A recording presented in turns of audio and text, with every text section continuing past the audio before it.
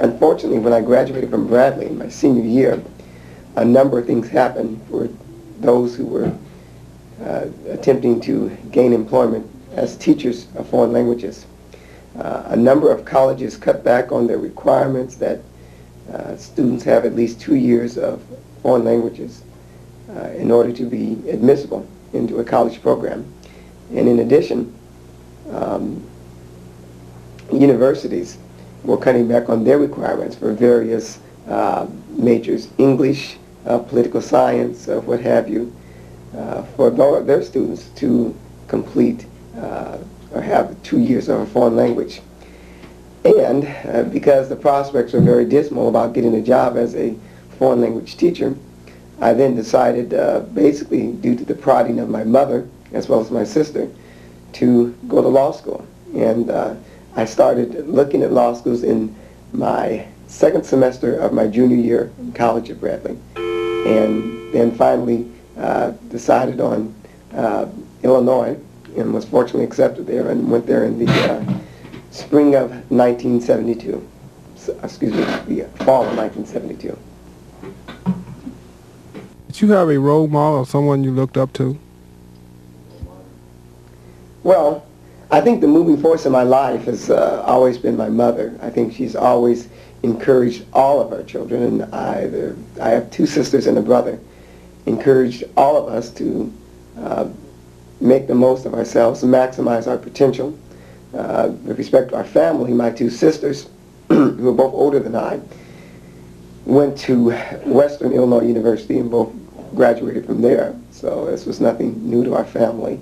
I had 2 aunts, in fact, in Galesburg, both of whom actually were teachers, one who had gone on and gotten her PhD.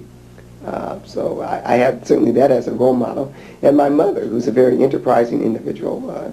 She's been active in a number of civic affairs, has held political office in this city.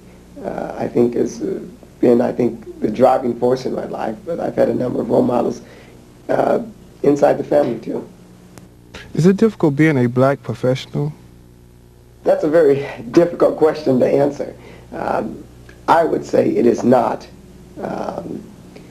I really don't think that I have to, as a, quote, black professional, overcome any problems that anyone else doesn't experience as a professional. I don't think of myself or regard myself, and I hope others don't, as a, quote, black professional. I would like to be regarded as just a professional, like everyone else in the field.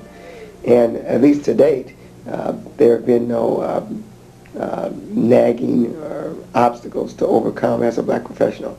Of course, one encounters from time to time certain problems, and you might attribute those to the fact that you are black, but I think by and large that I have not had any problems that I could point out as being a black professional, that being a professional because I'm black has made it more difficult for me. I'd say no. What advice would you give to our younger viewers? To become professional? Well, I would say that they should start, and particularly with the economy the way it is these days, that they should start at a very early age to just consider career potentials, and particularly what profession they may want to be in. They might want to start at school. I think that it would behoove students if classes could go around and meet certain professionals, doctors, lawyers, engineers, psychologists, psychiatrists, what have you, and address the students either at school, but I think it would be more interesting if they could address them in their work environment, to have students come to court, see what a lawyer does, see what happens in a courtroom, go to the hospital, see what a doctor does. I think that students need to start exploring at a very young age what areas they're interested in. I think that one's success as an individual depends greatly upon choosing a career or a profession that you're interested in. That way you'll be most happy, and I think you'll be most productive as an individual and achieve your maximum potential. Oftentimes, unfortunately, people fall into a job in our society because it's there, and it's there immediately. It's something that they can do now without really thinking on a long-term basis about what they want to do and where they want to go. And again, as I said, I can particularly seen economic times that we're in this country, and there is a demand, I think, for more professionals, for skilled labor in our society. I think students should start probably between 5th and 6th age at considering a career, exploring their options, and talking with many people in those various trades or professions as possible. Do you think education is all that important? I think education is crucially important, and particularly to black young children. I think it is the great equalizer in a society where all things have not been equal all the time, and in particular for blacks and other minorities. I think with an education, and a good education, a black person has a very good chance of realizing and becoming what he or she wants to become. Also with an education, I think you have further options as to what you might want to do, what careers you may want to go into, and particularly if you want to be your own boss. I think the education can guarantee that. So I would certainly encourage all black children to go to school, get an education, go to college, get an undergraduate degree, and then actually before then, but use that basically as a foundation from which they can pursue their career ambitions and goals. What did you see as significant events in 1983? I would probably cite three. I think the most encouraging is the election on the national level of blacks to the mayoral office of big cities. Of course, we have Mayor Washington up in Chicago, Mayor Goody in Philadelphia. I think that bodes well. I think it's time that blacks serve on local, state, and national levels in political office. And I think this shows and encourages blacks that they can do so. In addition to that, now of course we have Jesse Jackson, who is seeking the Democratic nomination for president. I think that is encouraging also. I think another thing that's been significant in 1983 has been the fact that blacks seem to have become galvanized, that they're more interested in the political process. I think at least that is in part attributed to the fact that they see such role models as Mayor Washington and Mayor Goody and Jesse Jackson. And they're now, I think, registering more. I think the black vote is going to be larger than ever in 1984. And I find that very encouraging. I think if blacks wish to wield some muscle and to make themselves be heard, that they're going to have to do it at the ballot box. Beyond that, I would say another significant achievement is the fact that we've had our first black astronaut in 1983. That is the first black astronaut to go into space, I should say, in 1983. I find that significant. I would like to, one of these days, have things mentioned such as a black being elected as a mayor of a big city or a black astronaut be nothing but a footnote. That's a common everyday occurrence, but it's not. And I do think those things are significant, and I think they do show that blacks are indeed an important and an integral part of the society. And with a great deal of hard work and sacrifice, one can achieve one's life goals and ambitions and overcome obstacles that are there.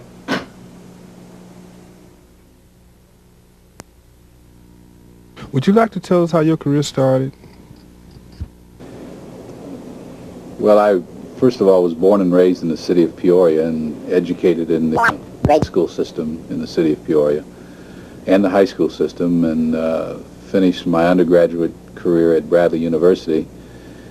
And during the 60s, I was working for the Urban League and trying to convince businessmen in the Peoria community to provide equal opportunity or equal access to their jobs, their facilities for blacks in the city of Peoria, and decided at that time that moral suasion was not really the way to effectuate change in the community, and that led me into the legal profession. I think that the genesis of my legal career came about as a result of my work with the Urban League and my decision to try to make change by virtue of the legal system rather than through moral suasion. Did you have a role model or someone you looked up to? I think there probably were two figures in my life, or in my life that I looked up as role models. First of all, my great-grandfather, who was Henry J. Gibson. He was the first black constable in the city of Peoria, which I suppose is the predecessor to our county sheriff. Very active in civil rights, led the very first sit-in of the Palace Theater, protesting the fact that black citizens of Peoria had to sit in the balcony rather than be able to commingle with other users of the facility on the main floor. And this, of course, was back in the 1800s, long before civil rights became in vogue. And he won a civil rights suit even back in those days. Secondly, I think Thurgood Marshall, who is currently on the Supreme Court, back in 1954, when he was the attorney who pressed the question of education before the Topeka, Kansas Board of Education, and won the landmark decision in Brown v. Board of Education, which required equal educational facilities for blacks and other minorities. I would say those two people probably had the most influence on the ultimate direction that I took in my career. Is it difficult being a black professional? It is, to some extent, very difficult being a black professional, not only in the city of Peoria, but generally speaking, in the sense of acceptance, primarily by the black community. It's still very difficult, I believe, for the black community to accept the fact that a black professional, especially in the areas of the legal profession, the medical profession, have the same skill and competence that, say, a Jewish lawyer or doctor or a white lawyer or doctor has. For some reason, we still have that reluctance to accept the black professional and as a competent professional. With respect to white clients, I find that that is not as much a problem as it is with the black community, who still view us as somewhat suspect.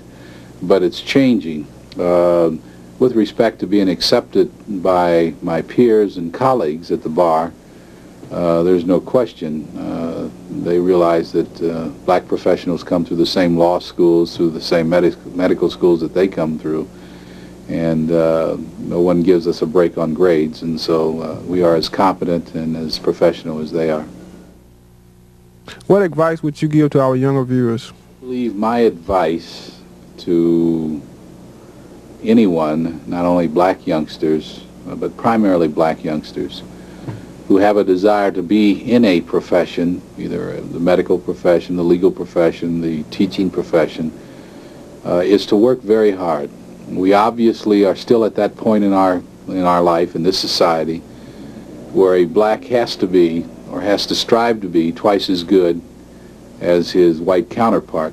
There is no question that the very first claim, if we are elevated to a position that comes about as a result of our profession, is that we have attained that position simply because we're black. Witness the fact that the city of Peoria now has its first black associate judge. And I know that in the minds of many people, Judge McKnight was elevated to that position because it was time for a black to be in that position. Well, I want to say for the record that Judge McKnight is a very competent, very qualified individual in his profession. He did not get that position because he's black. He got it because he's qualified. And just like Judge McKnight, he has worked very, very hard for that position, and every black has to work twice as hard. So my advice is to study very hard, to work very hard, and demand that you be accepted in your profession. Don't go with your hat in hand and your hand out and ask for a favor. Don't beg on moral grounds to be accepted. Go there and be very competent, be very assured of yourself, and demand acceptance, and demand it by being competent in the chosen field that you have aspired to. What did you see as significant events in 1983? I think probably there are two things of significance which I believe the black community achieved during the year 1983. First of all, on a local level, I was personally very impressed with the work that was performed by the people that work for the various agencies in the city of Peoria in terms of encouraging blacks to register, but primarily encouraging blacks to vote. During the March-April 1983 city council elections, even though the number of or percentage of voters community-wide was down, I think it was something like 30 or 33% of the registered voters who actually voted. In the black community, it was well over 50%.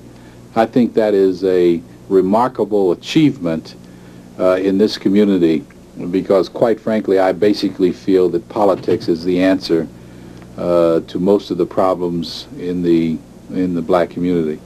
Secondly, and along the same lines, I think a major achievement was the announcement of Jesse Jackson that he was going to be a candidate for the presidency of the United States. You know, there has been a general movement across the country in large communities to elect blacks to the position of mayor in many of the most important communities throughout the country. And I think that achievement, that announcement by Jesse Jackson, signaled the fact that blacks were no longer afraid to make the major step to become candidates for the most important offices, not only statewide but national-wide as well. And I think it opened new doors, certainly new vistas for blacks to achieve political parity in our society and to work very hard to become part of the mainstream of this community, of this nation, through the political process. I think that Mr. Jackson's announcement will certainly trigger an interest in the political system in young blacks who are yet to come and yet to make their mark in our society. And I think in the future you will see blacks running for the most important offices throughout the country: mayor's jobs, governor's jobs, senator's jobs, and most importantly the top job in the nation, and that's the president's job. And eventually it's going to happen. There will be a female elected to the presidency, and there will be a black elected to the presidency. That's my prediction.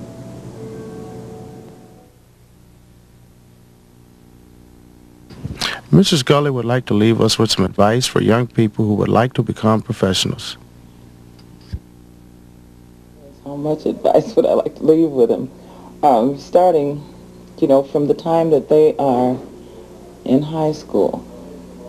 This is where all of this begins. It begins actually before high school. But high school is where they're going to actually lay the foundation or the base for what they do in their future. And even as it is today, and as it was back when I was in school, you have to demand. You have to know to demand, though. You have to know what to demand. And I would suggest that they sit with their counselors and talk to them and tell them, I would like to have a curriculum which includes college preparation courses and not just general education, because we know that you have to have some higher education in order to succeed in anything now. This is what the world is calling for. Any field that you go in, you need further education. And I know heretofore that it has not been offered, so I want to impress upon them to demand, and I would say for the parents to demand that their children receive, the proper counseling. And if the parents demand, the parents become visible at school, then the counselors and the deans and things will take a different view of their child in school, because they will take the attitude that if the parent cares about the kid, then I will too. But if a kid is out there and nobody ever goes to see about him, they will treat him the very same way. So the parents also have a responsibility here to make sure the children have what they need. Okay, now, after graduation, you know, so you say, should I go to college or should I not? Now, everybody, for real, will not make it in college. But those that do go, don't go thinking that you already have a major in mind, because your major will probably change 3 or 4 times before you even get to be a sophomore, let alone graduate. This is common. This is to be expected because you are still young. Who can make a decision on what they want to be for life at 18 or 17? You can't. So, you know, you live a bit and do the best at whatever you're doing. The courses that you take them and do your best. Don't just slide through just because they're easy courses. I was into that, but I didn't know. So this is, you learn by doing. This is what I did, okay? Then after you have taken your courses and you think you have your major, okay, everybody says, well, what will I major in? What are you suited for? Where are your interests? Well, this is what you major in. And again, go to your counselor. This is why they have counselors. These people are there to guide you. Go there. All right? So you graduate. Then you say, what am I going to do? I can't find a job. I majored in, say I majored in sociology, or I majored in education, or I majored in chemistry. I can't find a job. Well, this you might not be able to do. Just because you majored in something, that doesn't say you're going to get a job in that field. But you will enrich your horizons or broaden your field or your capabilities if you're versatile enough, or you can adapt to other jobs. You know, this will give you more experience. The more experience you have, the better for you. And, you know, it might even give you a new outlook on what you actually want to do. I thought I wanted to teach school. However, I majored in sociology, minored in education. I thought I wanted to teach school. I did teach school for a while, but I found that that was not my thing because I couldn't keep my life and teaching separated. I wanted to take all my kids home with me, you know, so I had to turn that loose. But I have worked, and don't be too proud. That's another thing. Don't be too proud to do anything, because I worked as a psychiatric aide at Peoria State Hospital, which I had never seen people in that condition. See, that enlightened me. You know, it makes you more compassionate, all right, and you need that in this world. Then after that, I think I worked as, I even worked for what was economic opportunity, which was what the agency was back in the 60s. That's where I worked there as counselor, I believe, on health and whatever, okay?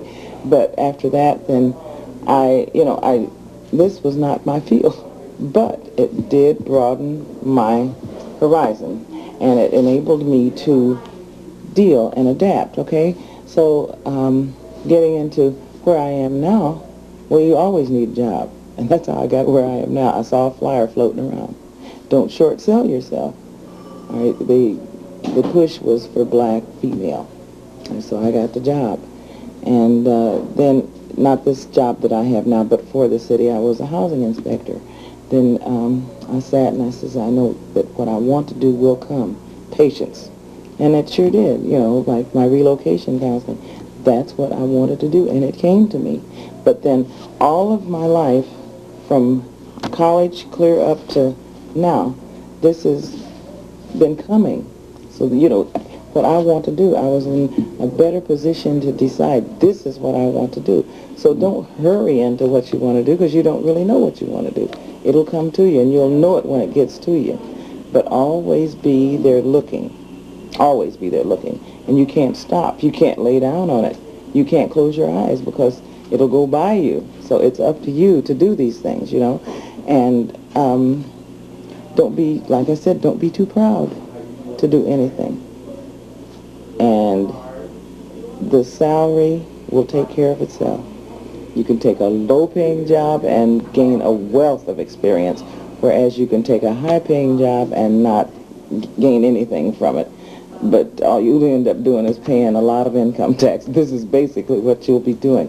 But I hope that I have given you a few things to kind of relate to or think on. You know, if you can do that, I think all I want to do is just to try to make it easier for you, because I didn't have the benefit of other people telling me. Or one other thing, when you're young, youth has it in their mind that they already know it, and all that they don't know is not important. Well, I am here to tell you that experience taught me that I didn't know anything, and all that I didn't know was so important that I had to get out and grasp and grapple to get what I want. And the youngest person among you can teach you something. The oldest person among us can teach us a lot. So, you know, just leave our minds and ourselves open to suggestion, and we will accomplish our goals, you know. Okay? Segregated. I've had patients actually that I thought might have lived if I could have gotten them in the hospital. But they tell me we don't have a black bed. Don't have a black We don't have a colored bed. And they had, St. Francis had an annex, a special building, an annex where they put on What year was this? 42 1942. and after. And after. And after. You've been here 40 years. I know you've seen a lot, Changes. through a lot of changes. Naturally. How do you think it is now with Jesse Jackson even saying he wants to run for president? I think he has ulterior motives, but I think it's great. What do you think Dr. King would say now if he was living? Oh, he would really be proud. Yeah. He would really be proud.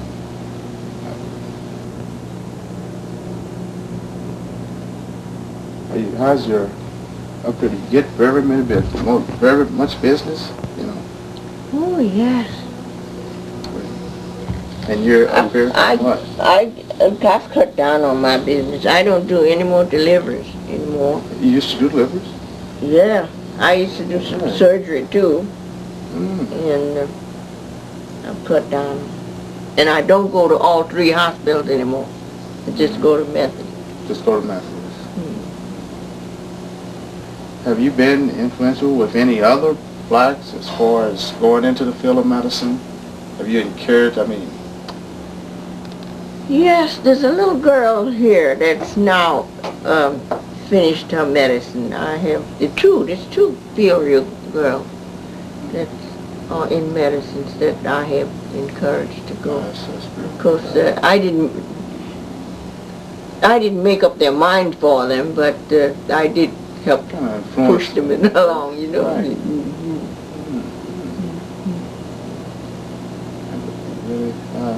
How about business time?